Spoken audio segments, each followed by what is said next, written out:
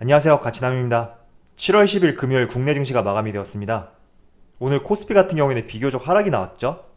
0.81% 하락해서 2150포인트에 마무리가 되었고요. 반면에 코스닥 같은 경우에는 보합으로 마무리가 되었어요.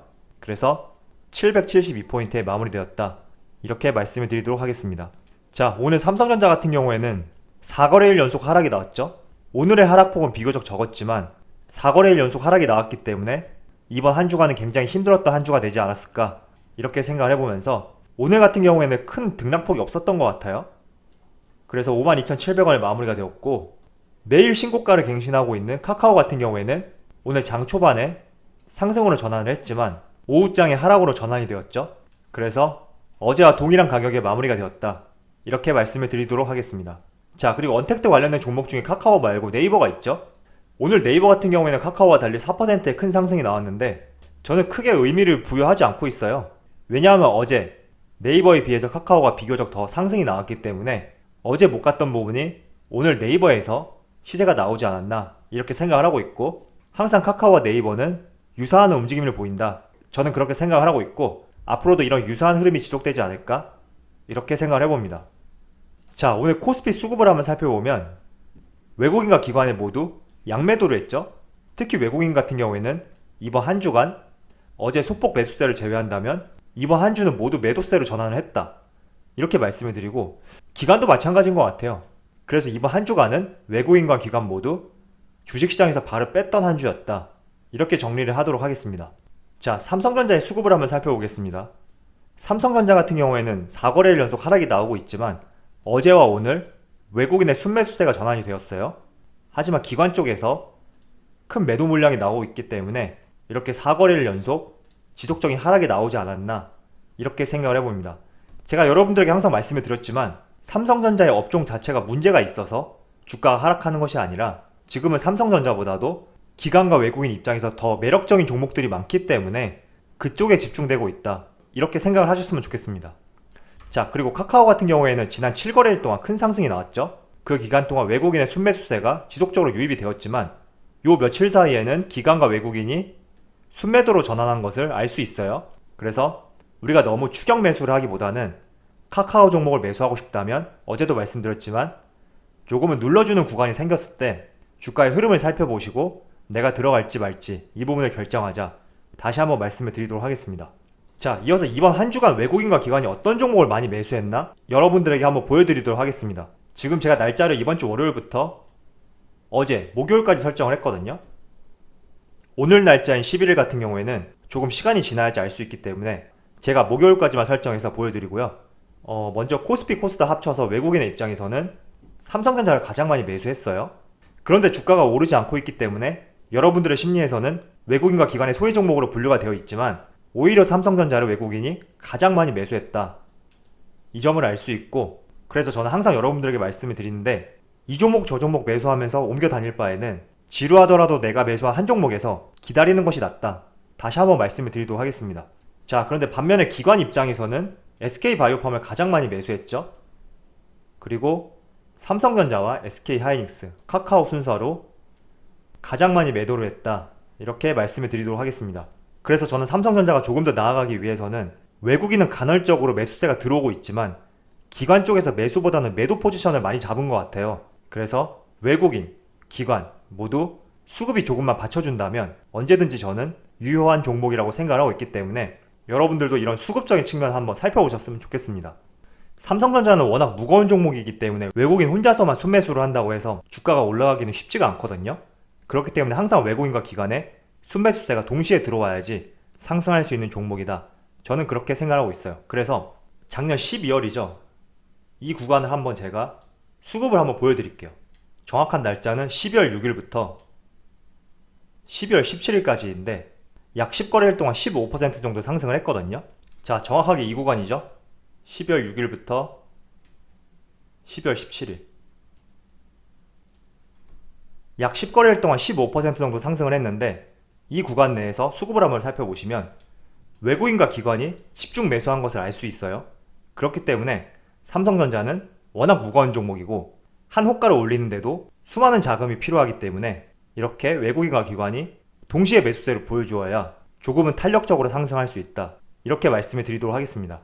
자, 그리고 삼성전자를 매수하셨지만 조금은 비관적으로 보고 있고 그 때문에 손절하고 다른 종목으로 가야 되는지 이런 의견들을 저한테 주시는 분들이 계시더라고요. 전 이 부분에 있어서 생각은 단 한 가지거든요. 만약에 여러분들이 종목 교체를 해서 그 종목에서 수익 낼 자신이 있다, 이렇게 생각을 하신다면 손절하고 가셔도 된다, 이런 말씀을 전해드리고 싶어요. 그런데 많은 개인 투자자들이 삼성전자보다 더 매력적이고 지금 사서 수익을 낼 수 있다, 이런 생각을 가지고 종목 교체를 하려는 계획을 세우신 분들은 적단 말이죠. 그래서 항상 손실이 난 이 부분만 가지고 내가 지금 힘들기 때문에 이 종목을 매도하고 다른 종목에 가야겠다, 단순하게 이렇게 생각하신다면 아마 종목 교체를 해서도 좋은 수익을 내지 못할 수도 있다. 저는 그렇게 생각하고 있습니다. 그래서 삼성전자에서 조금은 손실을 보더라도 손절을 하고 다른 종목에 가서 수익을 내기 위해서는 반드시 어떤 종목에 대해서 분석이 되어 있고 그 종목에서 수익을 낼 자신이 있다, 이럴 경우에만 갈아타야지, 그렇지 않고서는 항상 이 종목 저 종목 옮겨 다니면서 계속 손실만 발생할 수도 있으니까 참조를 하셨으면 좋겠습니다. 그래서 여기 보시면 비메모리 반도체하고 메모리 반도체 모두 해가 지날수록 시장 규모는 커지고 있어요. 당연히 커질 수밖에 없죠. 시대가 지날수록 더욱더 우리는 4차 산업혁명으로 나아갈 수밖에 없기 때문에 메모리 반도체와 비메모리 반도체 모두 커질 수밖에 없고, 그에 따라서 삼성전자의 매출액과 영업이익도 더 커질 수 있는 가능성이 있다.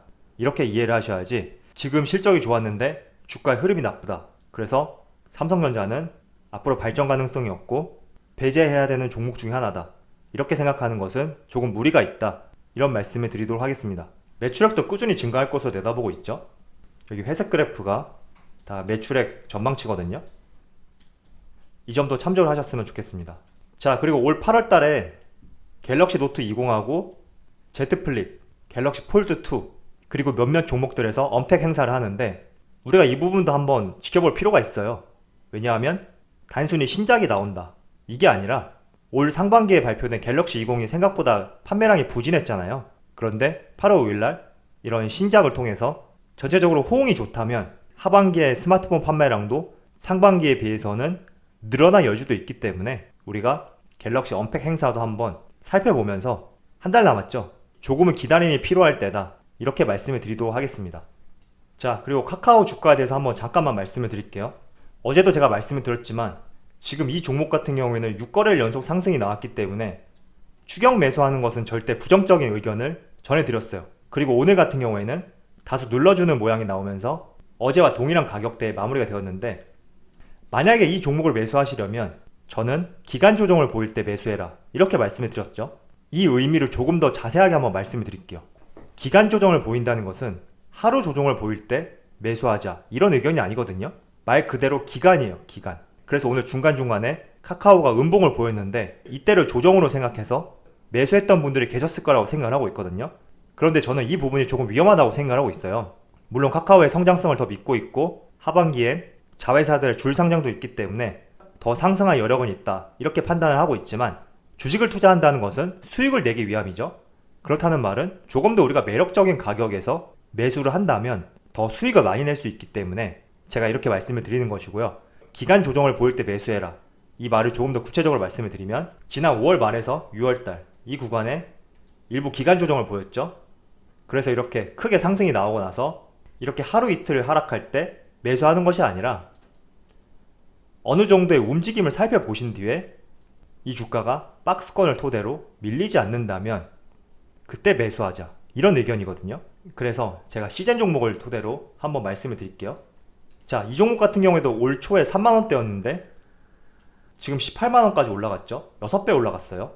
그런데 올라갈 때 한번 차트를 잘 살펴보시면 크게 상승이 나왔다가 눌러주고 다시 크게 상승이 나왔다가 눌러주고 크게 상승이 나왔다가 눌러주고 다시 큰 상승이 나오고, 이런 흐름이 반복된단 말이죠. 왜 이런 흐름이 반복되냐면 이렇게 크게 상승할 구간에서는 수익을 내고 싶은 사람보다 매수하고 싶은 주체들이 더 많기 때문에 매도 물량보다는 매수 물량이 더 많아서 상승하는 것이에요. 그런데 이렇게 주가가 크게 한 번씩 상승하다 보면 이 구간에서는 이제는 수익을 실현하고 싶은 개인들이 생긴다는 거죠. 이런 수익 실현에 대한 욕구가 매수 대기자들보다 더 많기 때문에 하락이 나오는 것이고, 그리고 이런 차익 매물이 다 실현되고 나서는 다시 더 상승할 여력이 있다, 이렇게 생각하는 매수자들이 다시 매수를 하면서 주가는 상승한다. 이렇게 말씀드릴게요. 그래서 카카오가 아무리 6거래일 동안 큰 상승이 나왔다고 해서 지금 매수하는 구간은 아니다. 이렇게 말씀을 드리고, 시젠을 예시로 말씀을 드리면 이렇게 큰 상승이 나오고 한 번씩 눌러주는 구간이 있죠. 그리고 더 빠지지 않고 박스권을 유지하고 있죠. 이 구간에서 매수하는 것이 기간 조정 구간에 매수하는 것이다. 이런 말씀을 드리도록 하겠습니다. 그리고 2차 상승이 나오고 다시 조금 눌려서 박스권이 형성되고 있죠. 이런 구간을 말씀드리는 것이에요. 그렇기 때문에 오늘 1%, 2% 장중에 잠깐 하락했다고 해서 조정 구간이다. 이렇게 생각해서 매수하는 것은 조금은 위험할 수 있다. 이런 말씀을 드리도록 하겠습니다. 자, 그래도 카카오 같은 경우에는 저는 성장성이 더 풍부하다고 생각을 하고 있거든요. 여기 올해 2분기 실적 추이인데 아직 발표는 안 됐어요. 그런데 영업이익 같은 경우에는 946억, 당기순이익은 766억인데 지난 재무제표를 한번 살펴보시면 2019년과 비교했을 때 영업이익 같은 경우에는 이번 2분기에 작년의 절반을 벌었다. 이렇게 이해를 할 수가 있죠. 그래서 2020년은 그 어느 때보다도 실적이 좋은 해가 되지 않을까 이런 생각을 하고 있고, 그리고 올 하반기에 카카오 자회사에 줄 상장을 기다리고 있다고 했잖아요. 카카오 게임즈 같은 경우에는 기업 가치가 2조 원대로 업계에서 내다보고 있기 때문에 우리가 실적에 대한 이슈뿐만 아니라 상장에 대한 이슈도 카카오와 연결지어서 생각해 볼 필요가 있다. 이렇게 말씀을 드리도록 하겠습니다. 그리고 방금 전에 보여드렸던 카카오 게임즈, 그리고 카카오뱅크, 카카오페이지, 올 하반기에 이렇게 3개의 종목이 상장을 하는데 카카오페이지와 카카오뱅크, 게임즈 모두 주가 흐름이 양호하게 나온다면 카카오의 지분 가치도 상승할 수 있어요. 그래서 반드시 이 부분도 우리가 챙겨야 될 부분이다. 이렇게 말씀을 드리도록 하겠습니다. 자, 삼성전자를 투자하신 분들께서는 이번 한 주가 굉장히 실망스러웠던 한 주가 되지 않았을까 이렇게 생각하고 있습니다. 물론 저도 삼성전자를 투자하고 있는 입장에서 조금은 아쉬웠던 한 주가 되었던 것은 사실인데, 저는 삼성전자의 성장성을 항상 믿고 있기 때문에 이렇게 예상치 못한 하락이 나온다고 하더라도 다시 오를 수 있는 가능성을 믿고 있어요. 그래서 여러분들도 내가 다른 종목으로 갈아타서 그 종목에서 충분히 수익을 낼 수 있다, 이런 자신감과 더 큰 확률이 있지 않다면 오히려 이 종목 저 종목 갈아타면서 더 큰 손실이 날 수 있으니까 이 부분은 항상 참조를 하시고요. 또 한 가지 말씀을 드리자면 항상 내가 주식을 할 때는 포트폴리오를 5개 이상은 가져가는 전략을 세우자, 이렇게 말씀을 드리도록 하겠습니다. 자, 다음 주에는 다시 55,000원까지 갈 수 있는 한 주가 되길 기원하면서 오늘 영상 여기서 마치도록 하겠습니다. 항상 성공투자를 기원하도록 하겠습니다. 감사합니다.